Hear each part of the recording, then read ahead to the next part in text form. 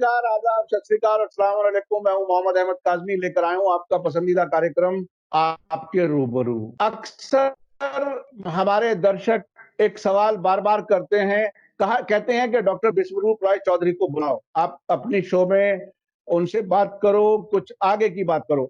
मैंने आप लोगों की सबकी जो रिक्वेस्ट बार बार मुझे मिल रही थी, मैंने फिर से डॉक्टर साहब से बात की है। और आज मैं बिल्कुल बगैर किसी ज्यादा बड़े इंट्रोडक्शन में बहरहाल मुझे इतना जरूर कहना है कि डॉक्टर विश्वरूप रॉय चौधरी वो शख्स हैं भारत के जो कह रहे हैं कि ये बहुत बड़ा बिजनेस है, कोरोना का जो बिजनेस है, जिसमें पूरे मुल्क को, बहुत से मुल्कों को एकदम लॉकडाउन में घरों में पैक कर दिया है। इसके अलावा बहुत बड़ा बिजनेस है ये कहते आए हैं। उसके साथ साथ ये कहते रहे हैं अब से पहले कि वायरस की कोई वैक्सीन नहीं होती, इसकी भी कोई वैक्सीन नहीं है। एक बात और आप अब से पहले कहते रहे हैं कि इसमें हर साल तकरीबन एक नई बीमारी का नाम इन्वेंट किया जाता है और उसकी मार्केटिंग होती है। टीबी में 5 लाख लोग हर साल भारत में मरते हैं, उसका कोई जिक्र नहीं होता। कोरोना में जो मर रहे हैं उनकी बार बार एक टैली आपके सामने रखी जा रही है। एक खौफ का माहौल है, इस खौफ में सभी जी रहे हैं। और मैं समझता हूं इस खौफ से जब बाहर निकलेंगे, इस लॉकडाउन से जब बाहर निकलेंगे, तो और बहुत बड़ी तादाद अलग अलग बीमारियों में फंस चुकी होगी, ऐसा लोगों का कहना है। डॉक्टर विश्वरूप राय चौधरी साहब, वेलकम है आपका। आपसे हमारे दर्शक ये पूछना चाहते हैं और दर्शकों से बहुत ही रिक्वेस्ट आ रही थी, तो इसलिए मैंने आपको तकलीफ दी। वो ये कि अस्पतालों में कोरोना के अलावा मरीजों को जो दूसरी बीमारियों की वजह से ये पूरे अस्पताल पूरे दुनिया में चल रहे थे, कोरोना से पहले बहुत बीमारियां थी जिस वजह से अस्पतालों में लोगों के इलाज होते थे, उन सारे मरीजों को वापस किया जा रहा है, सिर्फ कोरोना पेशेंट को लिया जा रहा है। ऐसी हालत में पूरी दुनिया में और मरीजों का क्या हाल होगा? हार्ट, ब्लड प्रेशर और कितनी बीमारियां हैं जिसकी वजह से लोग अस्पताल जाते थे। आखिर ये सिनेरियो क्या है, आप इसे कैसे देखते हैं? देखिए, यहाँ पे लोगों का सारा ध्यान दिलाया जा रहा है कोरोना की तरफ, ताकि लोग हर पल हर चीज सोते जागते सपने में भी कोरोना ही आए। मानो ऐसे कि कोरोना के अलावा और कोई चीज है ही नहीं इस पृथ्वी में। तो उसके लिए जितने सारे तरीके अपनाए जा सकते हैं वो अपनाए जा रहे हैं। आप देखिए कि जब जैसे आप घर से बाहर निकलेंगे तो मास्क लगा के निकलेंगे, ठीक है ना? तो वो एक उदाहरण हुआ, तो ताकि दिमाग में भरा रहे कि हम सेफ नहीं है, हम कभी भी मर सकते हैं। ये खौफ दिमाग में रहे 24 घंटे, ये दिमाग से खत्म ना हो। इस कोरोना को इतना बड़ा बनाना है कि वो मौत के डर से भी बड़ा। आपको मैं उदाहरण देता हूँ, याद कीजिए पिछले दिनों में कितने एग्जाम्पल ऐसे आए हैं कि हॉस्पिटल में पेशेंट का कोरोना टेस्ट किया, रिजल्ट आया नहीं, कोरोना पॉजिटिव ना आए इस डर से खुदकुशी कर ली। जी बोलने जी का मतलब ये है कि हॉस्पिटल के छत से कूद गया कि ये कोरोना पॉजिटिव आएगा, मतलब मौत से भी बढ़कर डर। मौत जी तो जी डर होता है, उससे भी एक बड़ा डर बन के आया है कोरोना की भाई मैं मर जाऊंगा लेकिन कोरोना पॉजिटिव नहीं आना चाहिए। ऐसा एक खौफ दिमाग में बैठ जाए, वो कैसे जी होगा? उसके लिए जितने सारे हथकंडे हो सकते हैं, उन्हीं में से एक हथकंडा है कि हॉस्पिटल में कोई अगर हार्ट का मरीज जाता है, किडनी का मरीज जाता है, डायबिटीज का मरीज जाता है, इवन जो डायलिसिस वाले पेशेंट है, जो हफ्ते में 3 बार डायलिसिस करना पड़ते हैं, उनको भी वापस किए जा रहे हैं। तो ये सिर्फ एक साइकोलॉजिकल एक मान लीजिए वॉर शुरू हो गया, ताकि हमारी जो सूझबूझ है वो खत्म हो जाए और हम एक वर्चुअल गुलामी की तरफ बढ़ रहे हैं। अब वर्चुअल गुलामी मतलब a real human guinea pig. Ultimately हम एक गिनी पिग जी के रह गए हैं, हम एक रोबोट बन के रह जाएं और मतलब रोबोट को कंट्रोल करने वाले थोड़े से लोग हों, और उस लोगों के जैसे बहुत पहले राजा महाराजा राज हुआ करते थे, उसी तरह का एक शासन आने वाला है। तो उसी जी दिशा में छोटे छोटे कदम है, उन सबको जोड़ेंगे तो उसी दिशा में जाता हुआ दिखेगा। तो ये तो हुई एक बात। दूसरी बात, इसका पॉजिटिव साइड ये है, आप देखिएगा जितने सारे हॉस्पिटल्स हैं, हार्ट के पेशेंट को नहीं ले रहे, किडनी पेशेंट को नहीं ले रहे, डायबिटीज पेशेंट को वापस कर रहे हैं। नतीजा क्या आ रहा है? नतीजा सिर्फ एक आ रहा है कि डेथ रेट अभी बहुत कम है, हार्ट से, डायबिटीज से, किडनी से बहुत कम है। जो नॉर्मल डेथ रेट होती है, तो उतने लोग नहीं मर रहे हैं। तो एक बात साफ दोबारा से होती है, दुनिया भर में देखा गया कि जब जब डॉक्टर स्ट्राइक पे जाते हैं तब तब इंसानियत की मोर्टेलिटी रेट कम हो जाती है, मृत्यु दर कम हो जाती है। जहां जहां भी स्ट्राइक हुए हैं, चाहे वो ईरान वाला स्ट्राइक था, चाहे कैलिफोर्निया वाला था, यूके में लंदन वाला स्ट्राइक था, भारत में कितनी बार डॉक्टरों ने स्ट्राइक किया, लेकिन ये देखेगा सारे आंकड़ों को जोड़ के कि जब जब डॉक्टरों ने स्ट्राइक किया, एलोपैथिक डॉक्टरों ने, तब तब उन शहरों की उतने दिनों की जो मोर्टेलिटी रेट है, मृत्यु दर है, कम होता दिखाई दिया। तो इससे इंसानियत को ये सबक सीख लेना चाहिए कि ये जो हॉस्पिटल है, जिससे हमें लगता है, इल्यूजन बना हुआ है कि इनकी वजह से हम जिंदा हैं, उनकी वजह से हम जिंदा नहीं है। सच्चाई तो ये कि हमारी वजह से वो जिंदा है। ये बात अगर आपको इंसानियत या भारतीय लोग से दिमाग में रख लें, तो एटलीस्ट एक पॉजिटिव चीज तो पता हुई। इतना सारा जो हमने खोया, इकोनॉमी खोया, या जितना तहस नहस हो गया भारत में, लेकिन कितना 5 साल 7 साल 10 साल पीछे चला गया भारत इकोनॉमी वाइज, लेकिन एक चीज आपने पाया कि हमें हॉस्पिटल की जरूरत नहीं है, हमें एलोपैथिक दवाई की जरूरत नहीं है, क्योंकि जब दवाइयां थी आज से 4 महीने पहले, तब ज्यादा मृत्यु दर थे। अब दवाइयां नहीं है, या आप जा रहे हैं तो आपको लौटा दिया जा रहा है, लेकिन अब मृत्यु दर भी कम है। आप देखेंगे शमशान में जाके आप अगर इंस्पेक्शन करें, पहले कभी शमशान में जाते थे तो कोई ना कोई एक जलता रहता था, कुछ ना कुछ, राइट, कोई ना कोई मुद्दा जलता रहता था, लेकिन अब वहां पे खालीपन दिखाई देने लगा है। तो साफ सी बात है, दुनिया भर में मोर्टेलिटी रेट इज रिड्यूसिंग। ठीक है ना? तो मैं इसे पॉजिटिव देखता हूँ। लोगों को अपना डॉक्टर खुद ही बनना होगा, यही सबक उनको सीखना होगा, इसी डायरेक्शन में बढ़ रहा है। तो एक तरफ तो वो एक साइकोलॉजिकल खेल चल रहा है, डर डर के व्यापार को बने रखने के लिए, क्योंकि जब इंसान डर जाता है तो उसके दिमाग की जो सूझबूझ है वो पूरी तरह चली जाती है। आप कितने भी लॉजिकल हो, कितने भी इंटेलेक्चुअल हो, कितने ही पढ़े लिखे हो, अगर आपके दिमाग में डर घुसा दे, रियल थ्रेट कि आप मरने वाले हैं या मरने से ही भयंकर कुछ होने वाला है, तो आपकी जो इंटेलेक्चुअल थिंकिंग है वो जीरो हो जाती है। और जैसे वो जीरो हो जाती है, तो जैसा डराने वाला बोलेगा, आप अपनी सूझबूझ को छोड़ के सीधा वैसे ही मानेंगे, जैसे गधे घोड़े गाय भैंस हमारे गुलाम हो जाते हैं, क्योंकि उनका दिमाग में उनकी बॉडी है। तो इंसान भी एक एनिमल के बराबर हो जाएगा, उसी दिशा में जाते हैं। ये लॉन्ग टर्म गोल है, जो आप अगर सारी कड़ी को जोड़ेंगे तो ये आपको साफ नजर आएगा। हाँ, ये बहुत ही दिलचस्प आपने बात बताई है। इंटेलेक्चुअल लेवल जीरो तक चला जाएगा, और ऐसा होता हुआ नजर आ रहा है जब हर आदमी मजबूर घर में बैठा है, इंतजार कर रहा है कि सरकार हमें इजाजत देगी तब हम बाहर जाएंगे। ऐसा विदेशों के मीडिया में भी मैं मुसलसल देख रहा हूं कि उनका कहना है कि इसके नतीजे में डिक्टेटर्स जो हैं वो मजबूत होंगे, हुकूमतें मजबूत होंगी और डेमोक्रेसी कम होगी, लोगों की राय कम ली जाएगी। ये बात आप, और तीसरी बात जो आपने कही है बहुत इंपॉर्टेंट है कि अस्पताल बंद हैं तो मरने वालों की तादाद भी बहुत कम है। अब मैं अगले सवाल पे जाता हूं कि ये जो प्राइवेट हॉस्पिटल्स हैं, जहां एक छोटे छोटे से मर्ज का कई कई लाख रुपए का बिल बना देते हैं, और इस हद तक होता है कि अगर उन्हें ये मालूम हो जाए कि वेल ऑफ फैमिली से मरीज है, तो उसको मरने के बाद भी वेंटिलेटर पर डाले रखते हैं ताकि उनका बिल बना रहे। अब उनका ये इस वक्त जो जो एटीट्यूड है, वो अक्सर रिपोर्टें सामने आ रही हैं कि वो कोरोना के मरीजों को नहीं ले रहे। तो ये एक तरह से, अगर ये पूरा हाइप ठीक भी हो, तो वो अपनी जिम्मेदारी से भाग रहे हैं। तो ये जो पूरा जो एम्पायर खड़ा है प्राइवेट हॉस्पिटल्स का, नर्सिंग होम्स का, वो देश की, समाज की जिम्मेदारी से पीछे हट रहा है। इसे आप कैसे देखें? देखिए, ये तो इररिस्पॉन्सिबिलिटी है डॉक्टरों की और हॉस्पिटल्स की। वो डॉक्टर्स और हॉस्पिटल्स अपने, यूं मान लीजिए, गुंडा राज चल रहा है एक तरह से, कि वो अपनी सहूलियत देख रहे हैं, सहूलियत देख रहे हैं। एक तरफ तो ये है कि किसी भी तरह के पेशेंट को नहीं लिया जा रहा है, वो एक ग्रुप ऑफ हॉस्पिटल्स हैं। और दूसरी तरफ ये है कि भाई, कुछ हॉस्पिटल्स हैं जिनको गवर्नमेंट ने कोरोना के पेशेंट को लेने के लिए खास तैयार किया गया है, लेकिन वो हॉस्पिटल्स कोरोना के पेशेंट को नहीं ले रहे हैं। उनमें मैंने देखा, पर्सनली अगर मैंने देखा कि कई सारे डॉक्टर्स हैं जो कोरोना के पेशेंट के लिए फ्रंट लाइन में काम कर रहे हैं, लेकिन उनके अंदर भी एक खौफ है, कहीं मैं ही ना मारा जाऊं। तो ये जो डर है उनके खुद के अंदर, उनको क्लैरिटी नहीं है कि ये कोरोना वायरस क्या है, उसका इलाज क्या है, उसे कैसे मरता है कोई इंसान। ये जो सारी बातें हैं, आपको या एक आम आदमी को ये लगता होगा कि डॉक्टर है तो इसमें सब कुछ पता है, जबकि असलियत ये है कि जितना एक आम इंसान को पता है कोरोना वायरस के बारे में, उसके ट्रीटमेंट के बारे में, ट्रीटमेंट के नतीजे के बारे में, तो जितना डर एक आम इंसान के दिमाग में बैठा है, उतना ही डर या उससे भी ज्यादा डर एक डॉक्टर के दिमाग में भी बैठा हुआ है। तो कहीं ना कहीं डॉक्टर के दिमाग में वो डर का भी राज है। अब मैं उदाहरण से आपको समझाता हूँ।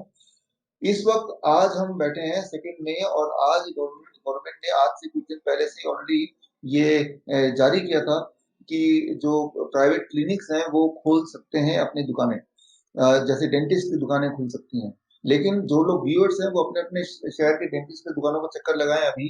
आप पाएंगे काफी सारे डेंटिस्ट की दुकानों ने अभी तक नहीं खोला, मतलब उनको इजाजत है लेकिन खोला नहीं। वो घर पे बैठे हुए हैं। तो मेरे कई दोस्त हैं जो डेंटिस्ट हैं, तो मैंने उनको बोला आपने खोला क्यों नहीं? तो उन्होंने कहा कि हमने इसलिए नहीं खोला क्योंकि हम डेंटल खोलेंगे तो लोग आएंगे तो उनके मुंह के अंदर हाथ डालना पड़ेगा, तो उनके मुंह में कोरोना वायरस है, उससे हमें बॉडी में आ जाएगा, हम मर जाएंगे। तो इसलिए वो बंद करके बैठे हुए हैं। मैंने उनसे पूछा कब तक बंद करोगे? कहा जब तक कोरोना वायरस नहीं जाता है। मैंने कहा कब जाएगा?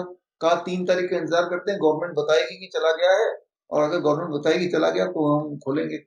तो बोलने का मतलब ये है कि उनको खुद का दिमाग नहीं काम कर रहा उनका। उन्हें लगता है कि इससे जान बच जाए हमारी। तो एक कैटेगरी डॉक्टर ये है, उनको लग रहा है कि मैं आज ही मर गया, इसी वक्त मर जाऊंगा।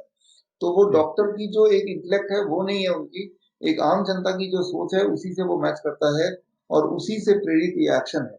तो कहीं तो एक व्यापार के एंगल से हॉस्पिटल के डिसीजन है, कहीं कोई डर के एंगल से डॉक्टर्स का बिहेवियर है।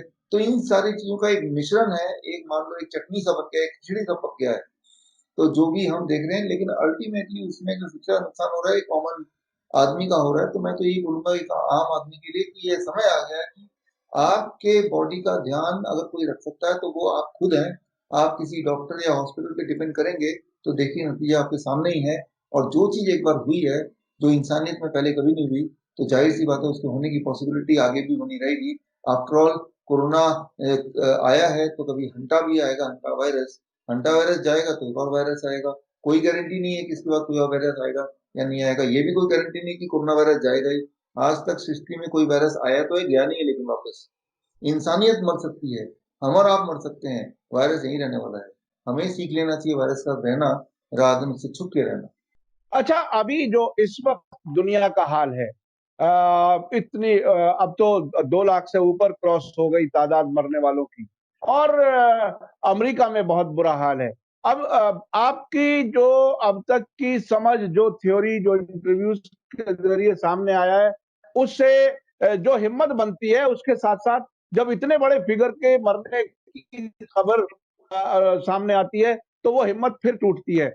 आप अपनी जगह अब क्या कहते हैं कि ये क्या अब तक भी मरने वालों के फिगर अब से पहले के 5 साल के दौरान के फिगर से कम या बराबर हैं या आसपास हैं, या ये आज भी क्या आप अपने उस बात पर कायम हैं कि ये सिर्फ हाइप है, ये सिर्फ कारोबार है, या अभी कोई किसी तरह का, जैसे कि आप दूसरों के बारे में डर की बात कह रहे हैं, आपको कहीं अपनी सोच में कहीं रिविजिट करने की जरूरत है? मैं आपसे ये सवाल इसलिए कर रहा हूं कि लोग बार बार ये सवाल कर रहे हैं कि आपकी बात सुन के हिम्मत मिलती है, लेकिन दूसरी तरफ से खबर मिलती है तो वो हिम्मत कमजोर होती है। अब आप कहाँ हैं, क्या कहना चाहते दो भाग में डिवाइड करूंगा आपके सवाल के जवाब देने के लिए। पहला भाग, याद कीजिए जब पहला इंटरव्यू हमारा आपका हुआ था हैं? Star media media star world में, तब मैंने बोला था कि इसमें 2 पार्टनर हैं, 2 डायरेक्टर हैं, और एक चाइना है और एक यूएस है, और बीच का एक पार्टनर डब्ल्यूएचओ।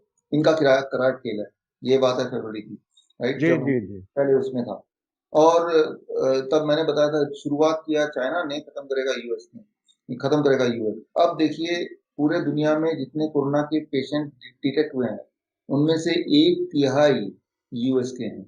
पूरे दुनिया में जितने कोरोना के पेशेंट मरे हैं, या आंकड़े जो कहते हैं 2 लाख 2.5 लाख, उनमें से 1/4 यूएस के हैं। मतलब एक बड़ा चंक यूएस का है, राइट। जी और तो शुरू में जो एक ड्रामा या टीवी स्क्रीन पे एक भयानक सा पिक्चर दिखाया था वो चाइना ने दिखाया था। अब जो भयानक पिक्चर आप जब बोल रहे हैं इतने लोग मर रहे हैं, तो 1/3 लोग देखें तो वो एक ही कंट्री के हैं, यूएस के। 1/4 लोग मरने वाले वो एक ही कंट्री के हैं, यूएस के। तो ये भयानक पिक्चर को इतना भयानक रूप दे कंट्रीब्यूशन तो किसका है? यूएस का है, नंबर वन। अब यूएस की जो आंकड़े उसके अंदर बात करते हैं, यूएस में पिछले साल इसी वक्त जब हम बात कर रहे हैं, फ्लू से 80,000 लोग मरे थे, 80,000 लोग। लेकिन तब जब 80,000 लोग उससे मर रहे थे, तब टीवी में वो नहीं चिल्ला चिल्ला के बोल रहा था देखो फ्लू से एक और आदमी मर गया, आज 10 मर गए, आज 50 मर गए, तब नहीं बोल रहे थे। लेकिन जी। इस बार जब ये 50 या 60,000 लोग मरे, ये फ्लू सीजन है, इसमें इसके बाद नहीं मरेंगे। तो तब एक एक आंकड़ा दुनिया में अब बच्चे बच्चे को मुंह जुबानी अब याद भी होने लगा है। तो जी। कैसे मर रहे हैं, जाहिर सी बात है 50-60 हजार लोग मर रहे होंगे, लेकिन इस पिछले साल इससे ज्यादा लोग मरे थे, उससे पिछले साल 20-70 हजार लोग मरे थे। तो हर साल फ्लू सीजन में यूएस में इतने या इससे ज्यादा लोग मरते हैं, लेकिन हर साल आपको बताया नहीं जाता है। इस बार अनाउंसमेंट हो रही है, तो फिर आप चिंतित हो गए, बिकॉज आपके पास कंपेयर करने के लिए पुराना डेटा अवेलेबल नहीं है। लेकिन अब नहीं सब मॉर्चरियां भरने की खबर पहले नहीं आती थी। एसी वाली गाड़ियों में डेड बॉडीज पैक हो गई हैं, वो गाड़ियां भी खत्म हो गई हैं। इस तरह की तो खबर कभी नहीं आती थी, जैसे कि अब नंबर ऑफ डेथ और उनके बाद की जो सूरत हाल है वो, और जो सोशल डिस्टेंसिंग की जो एक मुसीबत, मैं मुसीबत इसलिए कह रहा हूं कि अगर ये नकली हुई तो ये मुसीबत ही है। तो ये सब तो नहीं होती थी। इतने मॉर्चरीज का भर जाना, क्या ये भी कभी पहले की रिपोर्टों में या कहीं कोई इंफॉर्मेशन है आपके पास? देखिए, हाँ, ये मेरे पास है, एटलीस्ट इटली का है कि इस फ्लू सीजन में इतने लोग मरते हैं, ज्यादा लोग मरते हैं। ओवरऑल फ्लू सीजन होता है नवंबर से लेके अप्रैल तक का, लेकिन अब फ्लू सीजन चला गया, अब आप देखेंगे मोर्टेलिटी एकदम डिप करेगी हर साल। तो हर साल इस सीजन में जो आईसीयू में जो बर्डन है वो 90% तक या 100% तक आ जाता है अक्सर देशों में। यूरोपियन कंट्रीज में होता है, यूएस में भी होता है। तो कोई नई बात नहीं है, इस सीजन में ऐसा ही होता है, हमेशा होता है कि हॉस्पिटल अपने फुल कैपेसिटी, आईसीयू अपने फुल कैपेसिटी पे होता है। तो फिर अब मई आ गया है, अब देखेंगे कि वो फिर डिप करेगा। फिर जब नवंबर आ जाएगा, दिसंबर आ जाएगा, फिर वो ठीक करेगा। ये एक साइकिल चलता है और ये हमेशा से चलता है। तो वही साइकिल चल रहा है और हमेशा से ये प्रॉब्लम होता है, तो वही प्रॉब्लम चल रहा है, तो नया कुछ नहीं है। और ये सारी चीजें जब ऑन रिकॉर्ड आप देखेंगे, जो दर्शक इसको और डीप में जाके देखना चाहते हैं, समझना चाहते हैं, तो मैंने आपको पहले ही बताया था, मेरी एक किताब मैंने अभी लॉन्च की है। उस किताब का नाम है corona the candle of the millennium. तो ये फ्री डाउनलोड है, विश्वरूप.com, BISWAROOP.com/कोरोना बुक, एक ही वर्ड है। अगर जाएंगे तो इसमें सारे आंकड़े दिए हुए हैं, पिछले साल कितने, जैसे आईसीयू कितना परसेंट भरा होता था एक पर्टिकुलर देश का, जैसे इटली का केस में, और अब कितना भरा है। तो ये आंकड़े, गवर्नमेंट के आंकड़े मैंने निकाले हैं, निकाल के इस किताब पे डाले हैं। तो आप फ्रीली इसको, तो ताकि वो कन्विंस हो जाए, कंपेयर करेंगे तो आप कन्विंस होंगे, मृत्यु दर पहले कितना था अभी कितना है, राइट। तो वो सारी चीजें कंपेयर करेंगे तो ही आप कंक्लूजन में आएंगे। तो ये फ्लू है, फ्लू से पूरे दुनिया में हर साल 6.5 लाख लोग मरते हैं, 6.5 लाख लोग मरते हैं। तो इस साल भी अगर सारे फ्लू, इन्फ्लुएंजा है, H1N1 है, डेंगू है, इन सबको जोड़ना पड़ेगा, तो जो नंबर आएगा वो लगभग इतना ही आएगा, इसके आसपास का आएगा, या तो 20-30-40 हजार नीचे आएगा या थोड़ा ऊपर आएगा, राइट। तो फ्लू से मरना तो कोई नई बात नहीं है, वो हर साल मरते थे, तो इस बार भी मर रहे हैं। लेकिन हर साल हमारा ध्यान इस तरफ दिलाते नहीं थे। फॉर एग्जाम्पल, हर साल ट्यूबरक्लोसिस से 4-5 लाख लोग मरते हैं भारत में, यानी कि हर 1 मिनट में एक इंसान मरता है भारत में। इस वक्त भी बात करते हुए 10 मिनट हो गए, तो मतलब 10 लोग मर चुके होंगे बाय द टाइम हम बातचीत कर ही रहे हैं, राइट। लेकिन आप देखिए टीवी में, अखबार में कहीं आ रहा है, देखिए ट्यूबरक्लोसिस से एक और मौत हो गया, देखिए अब 4 लोग और मर गए, 2 लोग और मरने वाले हैं, ऐसा तो नहीं आ रहा, राइट। तो जहां तो जनवरी से लेकर अभी तक करीब 1.5 लाख लोग मर चुके ट्यूबरक्लोसिस से, इन कंपैरिजन टू कोरोना से सिर्फ 1 हजार लोग मरे। कहाँ 1.5 लाख लोग मरे, कहाँ 1 हजार लोग मरे, तो कोई कंपैरिजन नहीं है। तो मैं ये बोलना चाह रहा हूँ कि जहां पे आपका ध्यान दिलाया जा रहा है, आपको लगता है कि दुनिया वही है, लोग मर रहे हैं तो इसी से मर रहे हैं, तो ये सारा कुछ एक षड्यंत्र है। इसे तो आपको बोलना चाहिए, कोरोना वायरस ना बोल के इसे बोलिए आप मीडिया वायरस, मीडिया का कराया हुआ जी जी वायरस, जिसकी वजह से हम सब परेशान हैं। ये तो हुई एक बात, आपके सवाल का एक पार्ट। अब रियलिटी चेक, जी जी जी। मैं एक रेफरेंस दूंगा और सारा खेल पर्दाफाश अभी हो जाएगा। वो रेफरेंस है वॉशिंगटन टाइम्स, 28 अप्रैल। और इसमें गूगल में सर्च करने के लिए दो शब्द लिखिएगा, कोविड-19, और इसके अगला शब्द, लास्ट शब्द हॉक्स, HOAX, हॉक्स। तो ऐसा लिखेंगे तो पूरा का पूरा चिट्ठा प्रूफ के साथ आ जाएगा। बहुत ही अच्छा आर्टिकल है उसमें, ये सारा कुछ जो आंकड़े मैं बता रहा हूँ, ये सारा कुछ नए आंकड़े के साथ है। और एक चौंका देने वाला आंकड़ा ये है कि अगर मैं इसको ऐसे रखूं कि भारत की बात करते हैं, भारत में अगर मैं बोलूं कि कम से कम 14 करोड़ लोगों को कोरोना वायरस आ चुका है, तो आप चौंक जाएंगे। 14 करोड़, यानी कि हर 100 में से एक को आ चुका है। तो आप बोलेंगे ये तो भाई डिजास्टर हो गया, लेकिन ये खुशी की बात है कि 14 करोड़ का अगर आ गया है, मौत सिर्फ 1 हजार को आई है, तो ये तो खुशी की बात है कि कोरोना वायरस कितना मामूली वायरस है। और जिनको एक बार कोरोना वायरस आ जाता है, और वो नहीं मरते हैं तो उसकी बॉडी उसके अगेंस्ट रेजिस्टेंस यानी कि एंटीबॉडी डेवलप कर चुकी है, यानी कि दोबारा भी नॉवल कोरोना वायरस आएगा तो उसे कोई चिंता करने की जरूरत नहीं है। अच्छा, ये 14 करोड़ का फिगर मैं कहाँ से दे रहा हूँ, बहुत ही सिंपल है। कैलिफोर्निया में, न्यूयॉर्क में, जर्मनी में, फिनलैंड में, 4-5 जगह देशों में ये सर्वे किया गया, एंटीबॉडी टेस्ट कराए गए। भारत में कराने लगे थे लेकिन उस टेस्ट के जो नतीजे थे, टेस्ट का जो किट था वही फेलियर निकला, तो हो नहीं पाया। और तब पाया गया कि जैसे इटली में 10% लोगों के बॉडी में कोरोना वायरस आके जा भी चुका है, 10%। और न्यूयॉर्क में 25%, मतलब 25 नहीं 21, सॉरी 21%। मतलब न्यूयॉर्क में अगर आप जाते हैं इस वक्त, न्यूयॉर्क में जितने भी लोग हैं, पॉपुलेशन है, उसमें से हर 5 में से एक इंसान की बॉडी में कोरोना वायरस आके जा चुका है। वो तब जब यहाँ पे लॉकडाउन वगैरह लगे, वो तब जब इटली में लॉकडाउन लगे तब, राइट। सो बोलने का मतलब है कि लॉकडाउन और नो लॉकडाउन, कोरोना वायरस लगभग 10% कम से कम लोगों तक पहुंच चुका है अभी, वर्ल्ड वाइड, इंक्लूडिंग भारत। लेकिन खुशी की बात यह है कि अगर उससे अगर वो इतना खतरनाक होता, बोला जा रहा था 3-4% लोग मर जाते हैं, तो अब तक भारत में 20-30 लाख लोग मर चुके होते, लेकिन ऐसा कुछ नहीं हुआ, राइट। तो भारत में भी एंटीबॉडी टेस्ट होगा तो ये जाहिर हो जाएगा कि भाई लगभग हर 5वें 7वें या 10वें इंसान की बॉडी में कोरोना वायरस का एंटीबॉडी मिलेगा। एंटीबॉडी का मतलब कोरोना वायरस आया और चला गया, आया था, है नहीं, आया था, आया था मतलब बॉडी ने उसको भगा दिया। तो जी जी। दैट इज द रियलिटी कि कोरोना वायरस खतरनाक होता तो लाखों लोग मर चुके होते, लेकिन मरे नहीं, इसका मतलब कि ये वायरस खतरनाक नहीं है। अच्छा, अब आप लोगों को क्या कहना चाहेंगे कि ये खौफ जो है, देखिए ये खौफ इतना खतरनाक है कि बिल्कुल ऐसा हाल है कि कोई इंसान जेल में है और उसको एक डेट मालूम है कि उस दिन जज सुनेगा, अगर बेल मिली तो मिली, नहीं तो फिर अगली डेट का इंतजार करना पड़ेगा। ऐसे पूरा देश तकरीबन घरों में पैक है और हर बार डेट बढ़ जाती है और हर बार जो है वो एक दूसरे को कहते हैं कि साहब अब 2 हफ्ते बढ़ गया, अब 3 हफ्ते बढ़ गया। तो ऐसी सिचुएशन में जीने पर मजबूर जिस तरह से किया हुआ है, आखिर इसके फैसले लेने में इतनी बड़ी गलती क्यों हो रही है? आखिर सरकारों को कौन लोग हैं जो इसको, क्या आपकी नजर में क्या ये गलत फैसला है कि लॉकडाउन किया जाए? आपने अब से पहले हर्ड इम्यूनिटी के बारे में भी बताया था। हर्ड इम्यूनिटी कुछ मुल्कों में उस पर अमल किया गया है और वहां कहते हैं कि काफी हद तक कंट्रोल है। भारत में क्या करना चाहिए इस वक्त? सब लोग बेचैन हैं। मैं समझता हूं सरकार में भी कुछ लोग जो जिम्मेदार हैं वो भी परेशान है। पूरे मुल्क की इकोनॉमी तबाह हो रही है, लोग कारोबार से बैठे हुए हैं, कुछ भी नहीं हो पा रहा है। आपकी इस वक्त क्या राय है? राय यही है कि पहली बात तो लॉकडाउन का कोई मतलब ही नहीं है, कोई मकसद ही नहीं है, क्योंकि अब ये जग जाहिर हो गया, साबित हो गया है कि corona virus is flu virus. Flu virus क्या होता है, जिसमें हर 1000 में से एक मरता है, जैसे इन्फ्लुएंजा में होता है, H1N1 में होता है, डेंगू में होता है। 1000 लोगों को अगर H1N1 आएगा तो उसमें से एक मरेगा। इन्फ्लुएंजा में 1000 लोग अगर पीड़ित होंगे तो एक मरेगा।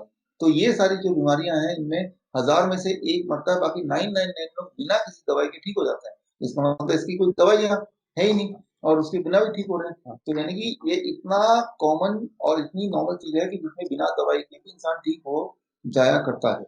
तो मैं ये बोलना चाह रहा हूँ कि ये मामूली चीज वायरस है, ये साबित हो चुका है, ये ऑलरेडी ऑन रिकॉर्ड साबित हो चुका है कि ये नॉर्मल वायरस है। तो जब H1N1 आया था, जब डेंगू आया था, जब इन्फ्लुएंजा हर साल आता है, तब लॉकडाउन नहीं करते हैं, तो इसमें लॉकडाउन का कोई मतलब रहता नहीं। तो ये तो वे तो मेरा ही तो राय ये है कि लॉकडाउन एक भारी गलती थी और वो गलती सुधार सकते हैं अभी, लॉकडाउन को इमीडिएटली खत्म करके सारा कुछ नॉर्मलाइज करके, पहली बात। लेकिन फिर ये सरकार क्यों कर रही है, सरकार क्यों कर रही है, ये देखिए, ये एक समझना थोड़ा कॉम्प्लिकेटेड है। एक लॉबी है, आपको जान के शॉक होगा, हैरानी होगी, दुनिया का सबसे बड़ा जो लॉबिंग है, लॉबिंग बॉडी है, वो इंफ्रास्ट्रक्चर इंडस्ट्री नहीं है, वो ऑटोमोबाइल इंडस्ट्री नहीं है, स्टील इंडस्ट्री नहीं है, वो है फार्मा इंडस्ट्री। सबसे बड़ा लॉबी की जो कैपेसिटी, नंबर वन। और सबसे ज्यादा जो डोनेशन देती है पॉलिटिकल पार्टी को अक्रॉस द वर्ल्ड, वो है फार्मा इंडस्ट्री देती है, कोई और इंडस्ट्री देती नहीं है। तो जितने भी जो बड़े पार्टी है, वो कोई भी पार्टी हो सकता है, वो सत्ता में जब आते हैं, उसमें एक बहुत बड़ा रोल होता है फार्मा इंडस्ट्री के, उस पैसे के दम पे, क्योंकि पैसे के पैसे के बिना तो कोई इलेक्शन लड़ नहीं सकते। अब जिसके पैसे के दम पे वो सरकार कायम है और जिसके पैसे की आगे की जरूरत पड़ेगी तो उस लॉबी की बात माननी ही पड़ेगी। अब देखिए, डब्ल्यूएचओ ने बोला भारत को कि ये मलेरिया की दवाई है। मलेरिया कहाँ और वायरस कहाँ? मलेरिया कोई वायरस नहीं है, और ये दवाई आप भारत में सबको दे दो। तो भारत ने एकदम एकदम अनाउंस कर दिया। उन्होंने बोला ऐसा है कि एचआईवी की दवाई दे दो, अनाउंस कर दिया। जिस दिन बोलेंगे वैक्सीन दे दो, अनाउंस कर देंगे। जिस दिन बोलेंगे लॉकडाउन कर दो। तो ये है कि कठपुतली है, हमारी जो सरकार है कठपुतली है। ये बहुत मजबूर सरकार है, मजबूरी है उनकी, क्योंकि वो यहाँ पे इस पद पे आए हैं जिनके देन पे, जिनके जिनके सपोर्ट से आए हैं। तो यहाँ टिके रहने के लिए उनका सपोर्ट चाहिए, उनका सपोर्ट चाहिए, तो उनकी बात माननी पड़ेगी। शायद इसी शर्त पे ही उनको यहाँ बिठाया, जहां भी वो बैठे हैं। अगर तो ऐसा नहीं है तो मैं सिर्फ एक सबूत दूंगा, बल्कि मैं आपसे पूछूंगा ये सभी से कि अ, कोरोना का इलाज एलोपैथी में नहीं है, सबको पता है। 4 दवाइयां देख ली और चारों दवाइयों से मौत के रेट 3 गुना बढ़ गए। चाहे वो मलेरिया का हो, इबोला का हो, या फिर एचआईवी का हो, या एंटीबायोटिक्स हो। एंटीबायोटिक और वायरस का कोई संबंध नहीं, लेकिन तब भी दी जा रही है, मौतें बढ़ रही हैं। जब इतने एक्सपेरिमेंट हो रहे हैं, प्लाज्मा थेरेपी हो जिससे कई लोग मरे हैं अभी, जब इतने एक्सपेरिमेंट हो रहे हैं, तो क्यों ना जो पेशेंट खुद ही विलिंग है, कोरोना का पेशेंट, क्यों ना आयुर्वेद से भी इलाज किया जाए, क्यों ना होम्योपैथ से भी इलाज किया जाए। तो अभी 4 महीने हो गए, एक भी कोरोना पेशेंट के आसपास भी कोई भी एक आयुर्वेदिक डॉक्टर को फटकने तक भी नहीं दिया, देखने तक भी नहीं दिया। ये तो भूल जाइए कि इसको ठीक करने की बात किसी भी पूरे दुनिया देश में लाखों आयुर्वेदिक होम्योपैथिक डॉक्टर हैं जो रजिस्टर्ड हैं, उनमें से एक भी डॉक्टर को, एक भी डॉक्टर ने किसी एक पेशेंट को आंख से देखा भी है क्या, खिड़की से, कि वो दिखते कैसे हैं कोरोना के पेशेंट? वो भी नौबत, या वो भी उनको किस्मत हासिल नहीं हुआ। जबकि हमारे जो प्राइम मिनिस्टर है वो आयुर्वेद आयुर्वेद करते हैं, योगा योगा करते हैं, वो तो गाना गाते हैं लोगों को दिखाने के लिए शायद कुछ, लेकिन रियल ग्राउंड में जब आके करना होता तो ये सवाल का जवाब क्या है? एक तरफ तो एलोपैथी के पास इलाज है ही नहीं, और जो इलाज है उससे लोग मर रहे हैं, 3 गुना मौतें ज्यादा हो रही हैं। ये उन्हीं का अपना जर्नल कहता है, राइट। जो अभी जो रिपोर्ट आई है यूएस के अपने रिसर्च इंस्टीट्यूट से। और दूसरी तरफ आयुर्वेदाचार लोग अपने अपने घरों में वैसे ही बंद हैं जैसे आप और हम बंद हैं। और आयुर्वेद जब बोलता है कि हम ठीक करेंगे, हमें भी कुछ पेशेंट दो, तो लॉलीपॉप के लिए ऐसे पेशेंट देते हैं जो बीमारी नहीं है, समझिए, कि जो बीमार नहीं है, अच्छा। इम्यूनिटी बढ़ा हुआ, तो वो लॉलीपॉप देने वाली बात हो गई। या ऐसे कुछ पेशेंट हैं जो पॉजिटिव तो है लेकिन वो पेशेंट नहीं है, सिर्फ वो मशीन दिखा रही है, वो किट दिखा रही है पॉजिटिव है। ऐसे पेशेंट को पकड़ा, जो ठीक है उनको क्या ठीक कर सकते हैं कोई? तो बोलने का मतलब है कि इससे इंटेंशन साफ होता है। नहीं तो क्या वजह हो सकती है कि हमारे भारत जैसे देश जिसमें आयुर्वेद का सदियों से रहा है, रिकॉग्नाइज्ड एक पैथी है, उस पूरे आयुर्वेदिक सर्कल में एक भी डॉक्टर को ने एक भी कोरोना पेशेंट को देखा तक नहीं आज तक। इसका जवाब कौन देगा? जी जी राइट, तो क्लियर जी है जी। इंटेंशन क्या है। आप देखिए, आ, जी आप जी जी, देखिए, हाँ बताइए, आप अपनी बात करिए। आप अगर आप घर से बाहर निकलेंगे, आज जब से लॉकडाउन था, एक ही दुकान को खुलने की इजाजत थी, वो है केमिस्ट शॉप, मेडिकल स्टोर। मैं आपसे पूछता हूँ, जनता से पूछता हूँ, इस मेडिकल स्टोर में ऐसी कौन सी दवाई है जिसके नहीं मिलने से इंसान मर सकता है 1 दिन 2 दिन में? ऐसी कौन सी दवाई है? देखिए, इमरजेंसी मेडिसिन पे मैंने बहुत काम किया है। मैं लिंकन यूनिवर्सिटी मलेशिया, जो कि दुनिया की 300 रैंकिंग में है, उस यूनिवर्सिटी के लिए इमरजेंसी मेडिसिन पे ही मैं ट्रेनिंग मैनुअल में क्रिएट करता हूँ, कंटेंट डेवलप करता हूँ। तो मुझे अच्छी तरह पता है कि आप बताएं, कोई भी डॉक्टर बता दे कि इस केमिस्ट शॉप में ये वाली दवाई है जो अगर पेशेंट को नहीं मिले तो रातों रात मौत हो सकती है, या हालत बिगड़ सकती है। ऐसी कौन सी दवा है? दरअसल ऐसी कोई दवा है ही नहीं जिससे पेशेंट मर सकता है नहीं मिलने से, या हालत बिगड़ सकती है। तो ये सिर्फ एक दुकान को खुलने की इजाजत दी गई है, वो केमिस्ट शॉप को। आयुर्वेदिक दुकानों को भी बंद करने के लिए बोला गया था शुरू में, होम्योपैथिक दवा को भी बंद करने बोला था। अगर लाइफ सेविंग होम्योपैथिक दवा नहीं है, अगर आयुर्वेदिक दवा नहीं है, तो वो पैथी को बंद कर दो, आयुष डिपार्टमेंट को बंद कर दो, राइट। तो साफ है कि मंदिर भी बंद है, मस्जिद भी बंद है। तो अब हमारा जो मंदिर है, हमारी जो मस्जिद है, हाँ, हमारा जो भगवान है वो केमिस्ट शॉप है, वो भगवान जो है वो एलोपैथी है। शायद ऐसे ही कुछ दिमाग बिठा रहे हैं। प्रधानमंत्री बात बात में बोल रहे हैं कि वैक्सीन का इंतजार कर रहे हैं, वो इशारा कर रहे हैं कि वैक्सीन आएगा, 140 करोड़ लोग को वैक्सीन लगाएंगे तभी घर से बाहर निकलेंगे। तो वो एक पासपोर्ट हो गया, एक चाबी हो गया आपके बाहर निकलने का, एक आपका लाइसेंस हो गया। तो साफ सी बात है कि इंटेंशन ही कुछ गलत है, तो वो दिख भी रहा है, और जो लोग थोड़ा ध्यान से देखेंगे उनको दिख जाएगा, लेकिन डर के लोग बोल नहीं रहे हैं।